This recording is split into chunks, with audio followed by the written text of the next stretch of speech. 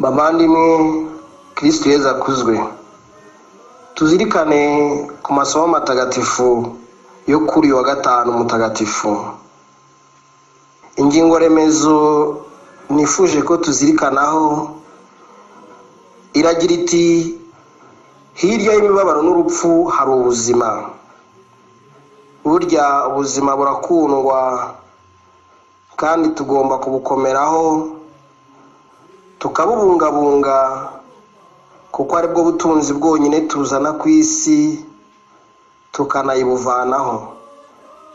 Yezu nawe urupfu rwamuteye ubwoba, ndetse agera naho yumva ko se wo mu ijuru yamutereranye, maze aramubwira ati: dawe, icyatumye untererana ni iki?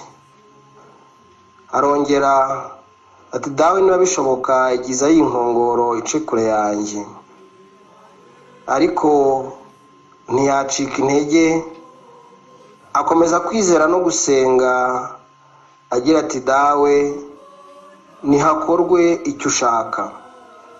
Nubwo yari umwana w'Imana, twemera ko yari n'umuntu rwose. Icyamuteye gukomera nuko yari azi ko arwanira gucungura abakunda. Igihe abasirikare n'abagaragu b'Abayahudi bamaze kumufata no kumuboha, bamujyana kwa Ana, wari sebukwe wa Kayifa, umuherezabitambo mukuru w'idini ry'Abayahudi muri uwo mwaka. Nuko amaze kubazwa, bamujyana kwa Pilato, wari umutware w'igihugu icyo gihe. Baramurega, baramubeshyera bivumuzi. Ibirego barabyungikanya, ariko habura ingingo imuhama. Burya koko ushaka kukurya ntabura imboga gukoza. Pilato, aho gukurikiza amategeko arengera inzirakarengane agahana abanyabyaha, we yihitiramo gutanga intungane ngo yicwe, kandi abibona neza ko nta cyaha ifite, kugira ngo anezeze rubanda gusa. Aho kwa Pilato, Yezu yahuriye n'uruva gusenya. Abo yagiriye neza nta n'umwe umucira akari urutega. Baramushinyaguriye, bamwambika ubusa ku karubanda, baramukubita bararambirwa, nuko bamujyana kumubamba ku musaraba. Apfa urw'abagome n'abagambanyi. Ibyo turabisanga mu Ivanjili ya Yohani, umutwe wa 18 n'uwa 19. Bavandimwe, turi mu bihe bikomeye. Isi yugarijwe n'icyorezo cya coronavirus, icyorezo kiri guhitana abantu benshi ku isi. Icyorezo gitumye tuguma mu ngo zacu, icyorezo gitumye tudahimbaza Pasika ya Nyagasani amaso ku maso nk'ibisanzwe.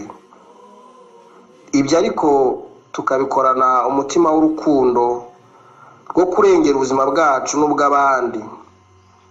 Tukaguma mu rugo ngo tudakwirakwiza iyi ndwara.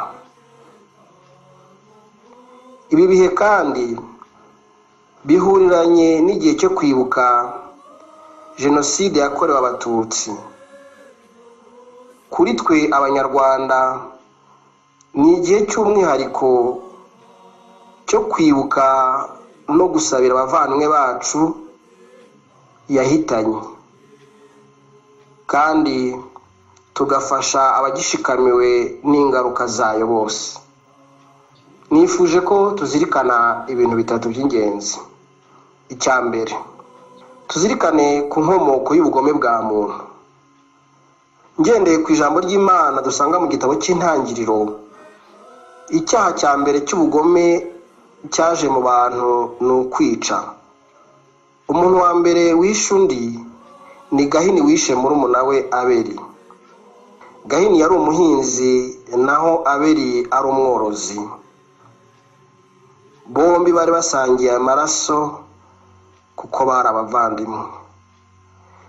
Nyamara Gahini wari mukuru agirira ishyari murumuna we Abeli kuko bagiye gutura amaturo, maze Uhoraho agashima aya Abeli akagaya aya Gahini. Reba mu gitabo cy'Intangiriro umutwe wa 4 umurongo wa 1 kugera kwa 16.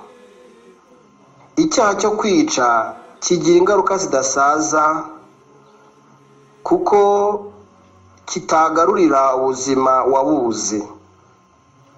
Turasabwa rero kubungabunga no kuburinda, tukarinda umuntu wese icyamugirira nabi, twirinda kugirira abandi ishyari ryo kumva wabangamirwa n'ibyiza mugenzi wagezeho, maze buri wese agira umutima unyuzwe mu by'Imana yamuhaye. Bavandimwe, ubwiza nyabwo buturuka ku Mana kuko ari nziza bihebuje. Tumenye ko iyo duhembereye icyiza kiturimo turabeza, naho twahembera ikibi kiturimo tukaba babi. Icya kabiri, tuzirikane ku kurangamira umusaraba w'ikuzo.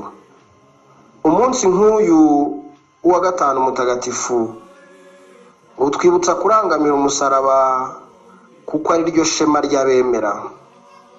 Nk'uko Pawulo mutagatifu abivuga ngo twebweho twamamaza Kristo wabambwe ku musaraba, bigashengura Abayahudi kandi bikitwa ibisazi ku Bagereki.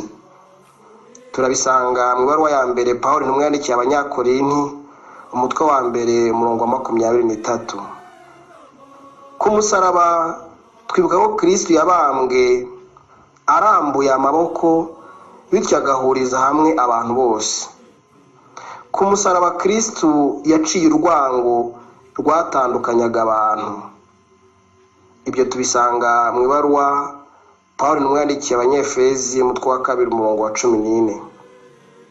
Niyo mpamvu Pawulo mutagatifu akomeza avuga ati, naho njyewe nta kindi nakwiratana kitari umusaraba wa Kristo.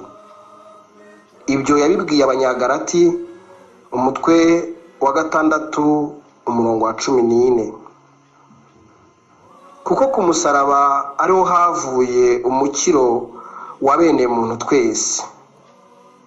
Igihe Abayisiraheli bahuraga n'icyorezo cyo kurumwa n'inzoka, Musa yagiye kubatakambira kuri Uhoraho, maze abarangira aho gukira kuzava.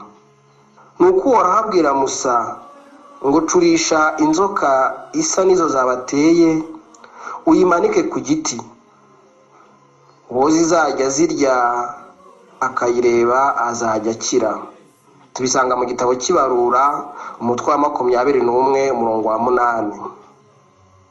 Ubu rero kubemera Kristo wabambwe ku musaraba niwe dukwiye kurangamira ngo adukize ibyago byose duhura nabyo, kandi tumurebereho, kuko nubwo ubugome bwose bwa muntu bwujurijwe muri we, ntibyagamburuje ineza n'urukundo yari yifitemo. Ingingo ya 3 tuzirikanaho iragira iti, hirya y'urupfu hari ubuzima. Ababambye Yezu ku musaraba bari bazi ko birangiye, ko atazongera kuvuga ukundi. Bikojeje ubusa kandi batinze kubona ko Imana Data yamuzuye ku munsi wa 3. Nyagasani Yezu yatweretse ko burya hirya y'urupfu hari ubuzima. Urupfu rukaba atari rwo rufite ijambo rya nyuma ku buzima bwacu. Yezu Kristo niwe wivugiye atunyemera wese naho yaba yarapfuye azabaho. ibyo tubisanga mu Ivanjili ya Yohani umutwe wa 11 umurongo wa 25. Urupfu rwa Yezu Kristo rwazahuye roho nyinshi kandi ruba isoko y'ubuzima butazima. Natwe igihe dusumbirijwe n'urupfu tubona ko nta bundi butabazi kw'ibyacu birangiye, tujye twibuka gushyira ubuzima bwacu mu maboko y'Imana Data, nk'uko Yezu yabiduhayemo urugero agira ati, dawe nshyize ubuzima bwanjye mu maboko yawe. Bavandimwe, nk'uko Imana ibivuga, ibihe turimo ni ibyo guhumurizanya. Hirya y'imibabaro, uburwayi, ibyorezo, ibigeragezo, ibitotezo, ubukene, inzara, agahinda, akarengane, gutereranwa ndetse n'urupfu. Hirya yabyo byose hari ubuzima. Nimuhumurize umuryango wanjye, mbisubiyemo, nimuhumurize, niko Uhoraho avuze, nk'uko tubisanga mu gitabo cy'umuhanuzi Izayi umutwe wa 40 umurongo wa 1. Urupfu ruragatsindwa. Urupfu ruratubabaza cyane. Igihano rukwiriye nuko narwo rwapfa. Reka dusenge.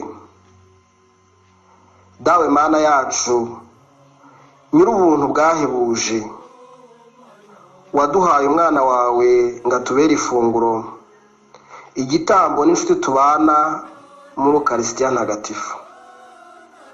Yemera no kudupfira ku musaraba ngo urupfu rutazongera kutwishongoraho ukundi. Girira ishavu ryuzuye akarengane n'agashinyaguro umwana wawe yahuye nabyo muri iyo nzira y'umusaraba yose. Ugirire intimba yagize akubitanya amaso n'umubyeyi we ahetse umusaraba, maze tubabarire tw'abanyabyaha. Udukize ibyago byose kandi uduhe kurangamira umusaraba w'ikuzo wamanitsweho agakiza k'isi yose, bityo tuzabarirwe mu bo Kristo yapfiriye akabageza ku bugingo bw'iteka. Tubisabye twizeye ku izina ry'Imana Data na Mwana na Roho Mutagatifu. Amina.